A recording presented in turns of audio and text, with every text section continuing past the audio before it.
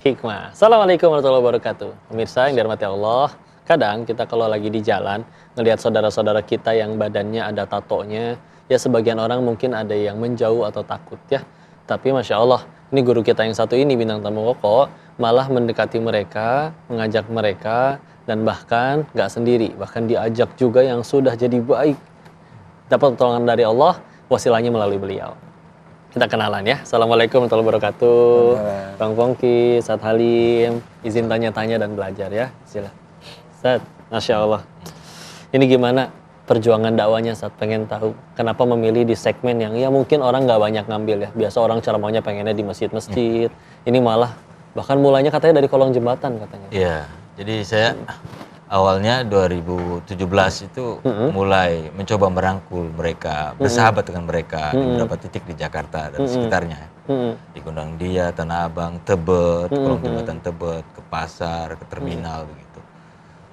Saya pikir stigmatisasi negatif kepada mereka, salah satunya kan karena tato mereka liar di jalanan. Tapi ketika kita datang sebagai sahabat, ternyata mudah itu.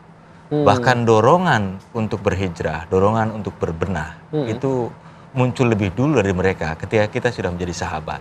Masya Allah. Awalnya ngopi bareng gitu ya, kita ngopi bareng karena dia tahu bahwa saya adalah ustadz dan saya masih mengajar waktu itu di UIN.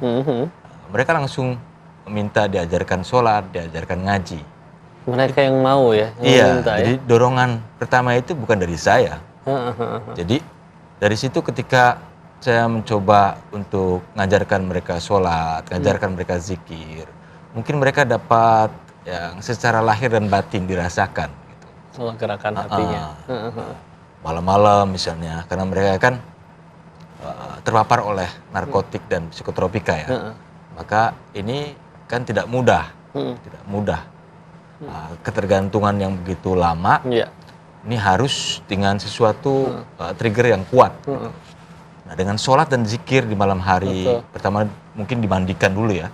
So, anak pang, anak jalanan di awal kan mereka bisa seminggu nggak mandi, baunya luar biasa. Dan awal mungkin juga pasti ada penolakan dulu kan, Zat? Atau gimana, Zat? Saya tidak melihat penolakan itu. Itulah makanya saya bilang, ketika kita hadir sebagai sahabat, itu selesai masalah. Jadi pintu persahabatan inilah yang membuka berbagi cerita, berbagi pekerjaan, ya, berbagi hikmah. Dari situ begitu kita ajarkan teknik zikir, teknik sholat di malam hari, mereka mendapatkan sesuatu. Baru setelah itu, setelah proses awal mereka menikmati bagaimana nikmatnya sholat, nikmatnya zikir, baru tuh dari titik nol diajarkan alif bata. Masya Allah.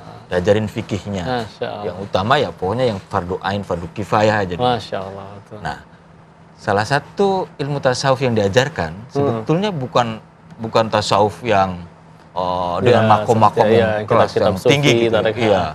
Tetapi hal yang sangat sederhana. Misalnya dari toharoh tadi, dari bab bersuci. Lalu sholat. Saya ajarkan dari mulai takbir sampai salam, mereka harus ngerti maknanya. Betul. Sebab kita ini kan orang Jawa, orang Sunda, orang Melayu menghadap Allah zat yang maha dekat, yang lebih dekat daripada urat nadi kita. Betul. Tapi kita gunakan bahasa asing. Lalu kita nggak ngerti maknanya.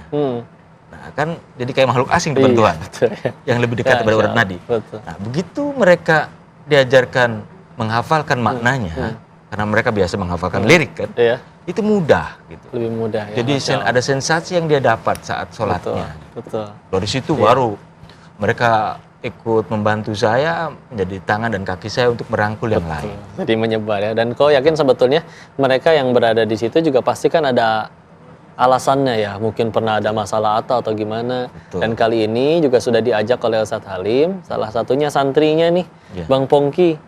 Yang dulunya bahkan yang kau tahu konon pernah berurusan dengan hukum. Tapi akhirnya sekarang ini gimana latar belakangnya dulu.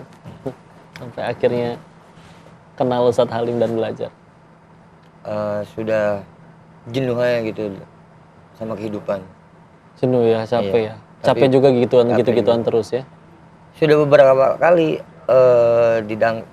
ustadz yang gimana gitu datang, tapi nggak kena untuk saya pribadi ya. Nggak kena di hati. Nggak kena. Tapi pas Pak Ustadz beda gitu dari Masya Allah. dari yang ini langsung. Ya, Kenal tahun berapa Mang Ustadz waktu itu?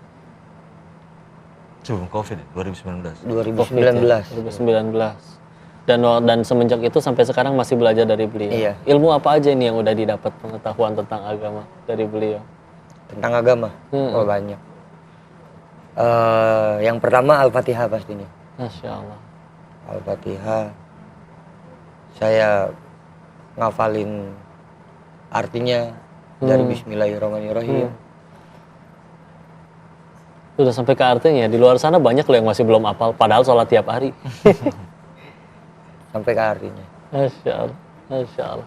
Selain itu juga katanya dulunya berarti ada nih ya bekas-bekas zaman dulu tato-tatonya. Teman-teman pada pengen lihat, boleh nggak kasih lihat ke kamera?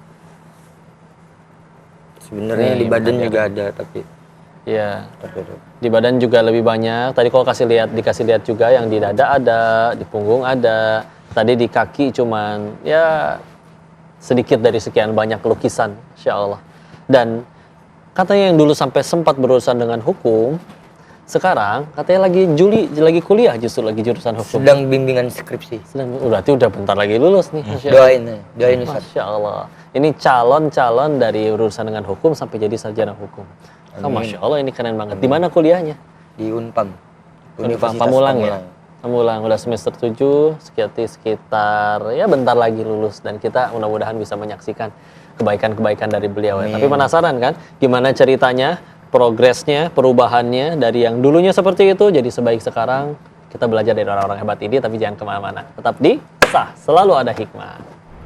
Seperti misalnya Pongki, saya merayu dia agar bisa kuliah itu 1,5 tahun. Saya buat program itu namanya pengenalan peta jalan pulang.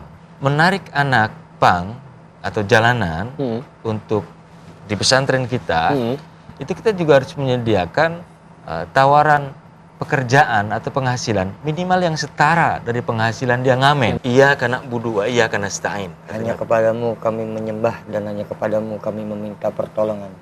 Bayangkan anak yang baru berhijrah